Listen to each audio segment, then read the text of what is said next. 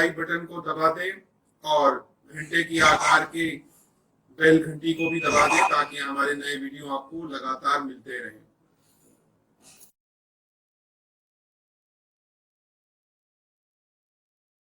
नमस्कार दोस्तों, धर्म रहस्य चैनल पर आपका एक बार फिर से स्वागत है।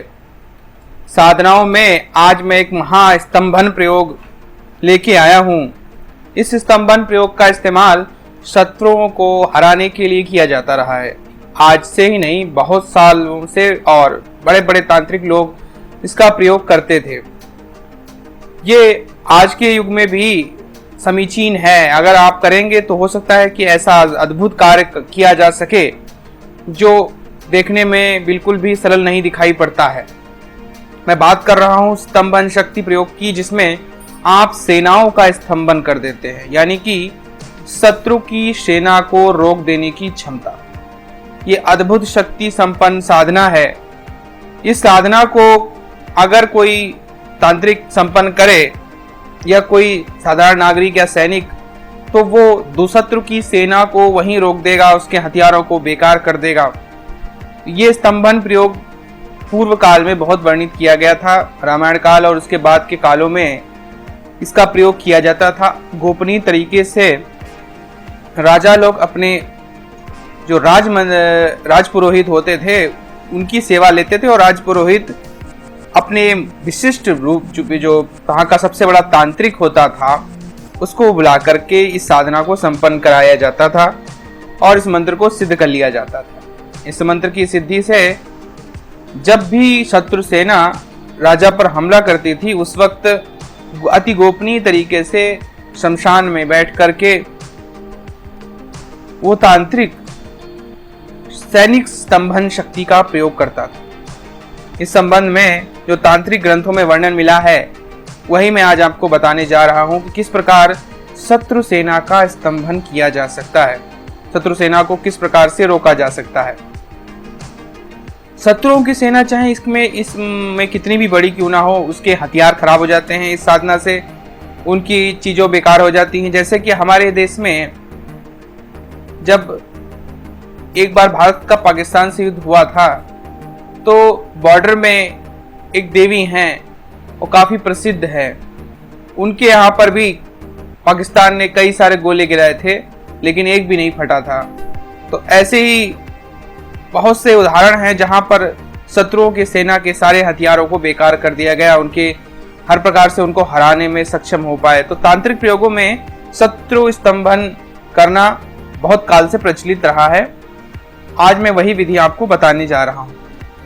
इसमें जो विधि है वो मंत्र इस प्रकार से मिलता है। चिंता गरेण विलिखेन मंत्रम पात्रे च मरणमदे रिपुनायामितं तच्च जलकुंडे विनिक्षेपेत्। इसी प्रकार है। मंत्र भावे गृहीत्वा च श्वेतगुंजा विधानतः निखत्वेन शमशाने च पाषाणस्तु पधापयेत्। तो ये जो इनके अर्थ है वो इस प्रकार से है कि जो मूल मंत्र है उस मूल मंत्र की आपको 10 लाख मंत्र जाप करके सिद्धि कर लेनी है। उस मंत्र को सिद्ध कर लेने के बाद में आपको जब इसका प्रयोग करना है, उस संबंध में कहा गया है कि चिता के अंगारे से, यानी जिस भी व्यक्ति की लाश जल रही हो वहां से एक अंगारा उसमें से उठाना है। उस अंगारे को उठा करके मिट्टी के पात्र में शत्रु के नाम सहित मंत्र लिख करके, इसी मंत्र को आपको शत्रु के नाम सहित लिख कर के उसे जल से भरे कुंड में डालने पर शत्रु की सेना का स्तंभन हो जाता है। यानी कि जलता हुआ अंगारा आपको लेना है मिट्टी के पात्र में, उसको जो है शत्रु के नाम सहित मंत्र लिखकर आपको उसे जल से भरे कुंड में डाल देना है। इससे शत्रु की सेना का स्तंभन हो जाता है। दूसरा प्रयोग इसी में बताया गया है कि मंत्र बोलते हुए श्वेत घुघुची को शमशान में गाड़कर उस पर पत्थर रखने से भी सेना का स्तंभन हो जाता है। यह सेना का स्तंभन का एक पहला प्रयोग है। दूसरा प्रयोग मैं कभी आपको बाद में बताऊंगा। तो यहाँ पर ये 2 प्रयोग किए जा सकते हैं सेना स्तंभन करने के। सेना स्तंभन इस प्रकार से किया जाता है। तो इसका जो मंत्र है वो मैं आपको बता देता हूं। ओम नमो भगवते महाबल पराक्रमाय शत्रुणाम शस्त्र स्तंभनम कुरु कुरु स्वाहा। ओम नमो भगवते महाबल पराक्रमाय शत्रुणाम शस्त्र स्तंभनम कुरु कुरु स्वाहा। इसकी आपको 10 लाख जाप करके सिद्धि कर लेनी है।